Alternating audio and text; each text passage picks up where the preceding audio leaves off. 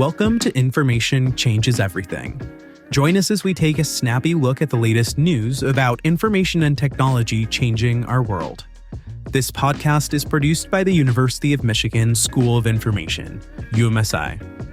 I'm Brian Reeves. And I'm Alicia Myers. As always, we love your feedback at umsipodcast@umich.edu. And remember, we link to every story in our show notes. Let's jump in. New York City Mayor-elect Zohran Mamdani and his wife met on Hinge 4 years ago, and their success has led others to try the matchmaking site. However, as Mashable reports, people seeking relationships are often finding dating sites aren't what they used to be. Reasons for users' disappointment include too many choices, bad behavior, and swipe fatigue. As comedian Kira Sullivan said in 2023, if you met your partner on a dating app in the last few years, just know you caught the last chopper out of Nam. For over a decade, Yann LeCun headed Meta's AI division, which he founded back when Meta was still Facebook. Now, the Turing Award winner is leaving the company to launch his own startup, according to the New York Times. In recent years, LeCun's philosophy on AI and large language models has diverged from his colleagues. Meta has poured billions into developing large language models to reach, quote, super intelligence, while LeCun remains unconvinced that LLMs will ever be able to exceed the abilities of the human brain. He says his new company will focus on advanced machine intelligence that is broader in scope than large language models. Targeted advertising is likely to become even more tailored to your likes and preferences as AI really gets to know you. Traditionally, ads on social media have targeted demographic groups, like college-educated 30-somethings. But using large language models like ChatGPT, ads featuring your favorite colors, your favorite music, and language you actually use are in the works.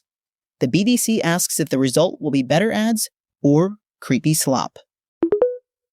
Travelers who use hotel reservation sites like Booking and Expedia are being targeted by a new scam. In the I Paid Twice scheme, scammers contact an individual with a hotel reservation through WhatsApp or email and request confirmation of the payment method. The link goes to a fake landing page that looks like the booking site, and you can guess the rest. Life hackers' advice: to avoid paying twice, don't click, call. Hollywood hopeful Tilly Norwood isn't just another pretty face. She's a completely fabricated AI avatar from the UK production company Particle 6, and she's starting to raise concerns among working actors, especially as Particle 6's CEO is talking to talent agencies about her prospective star, calling her, quote, the next Scarlett Johansson. NPR's coverage of the AI avatar includes a sneak preview of Tilly and a video teaser released this summer that's 100% AI generated. YouTube and Facebook remain America's favorite social media apps by a wide margin, and half the online population uses Instagram.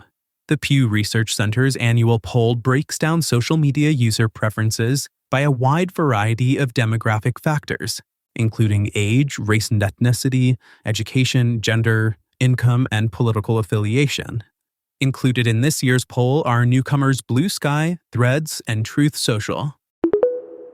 According to Olive Oil Times, the National Geographic Society is backing a project to collect traditional recipes for table olives into a digital archive.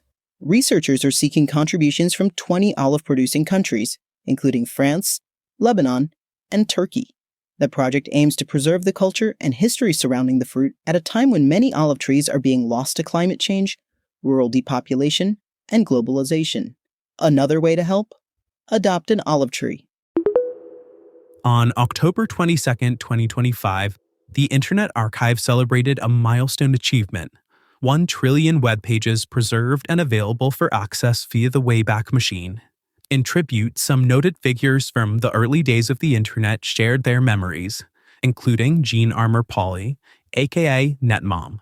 Polly is credited with coining the phrase surfing the Internet in 1992. And was one of the first librarians to offer free computer and internet services to the public. Our hero. Speaking of contests, back in October, Google announced the 17th annual Doodle for Google contest, open to K-12 students. The theme, entitled My Superpower Is, urges young artists to, quote, look inward and consider the unique traits that make you special. 5 finalists will receive $10,000 college scholarships, a Chromebook, and of course, their art on Google's homepage, while the top artist gets another $45,000 scholarship, plus $50,000 for their school. For links to all these stories, make sure to check out our show notes. Now, some news from UMSI.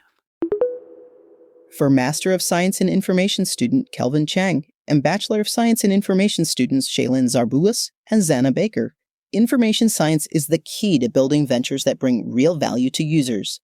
In their final year at the University of Michigan School of Information, all 3 have been selected as 2025-2026 Zell Entrepreneurs on the Venture Track. The competitive program, hosted by the Zell Lurie Institute for Entrepreneurship at Michigan Ross, provides mentorship, connections, and up to $10,000 in funding to students who plan to pursue their ventures full-time after graduation. Click the link in our show notes for details, or to learn more about all the great things going on at UMSI.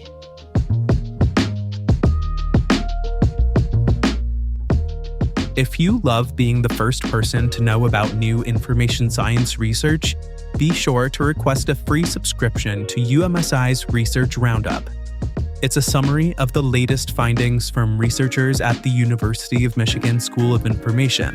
We'll be happy to add you to the email list at umsi.info/research-email, or just click the link in our show notes. The University of Michigan School of Information creates and shares knowledge that empowers people to use information and technology to build a better world. If you liked this episode of Information Changes Everything, subscribe and leave us a review. It helps listeners like you find our show and continue the conversation. Also, this podcast has a companion newsletter, and you can get the monthly email version for free. Subscribe today at umsi.info/digest. This podcast is written and edited by Glenda Bullock and the marketing and communications team at UMSI. Pirate Audio is powered by humans and AI and provides hosting, production, and distribution. Thanks again for tuning in, and remember, information changes everything. See you next time.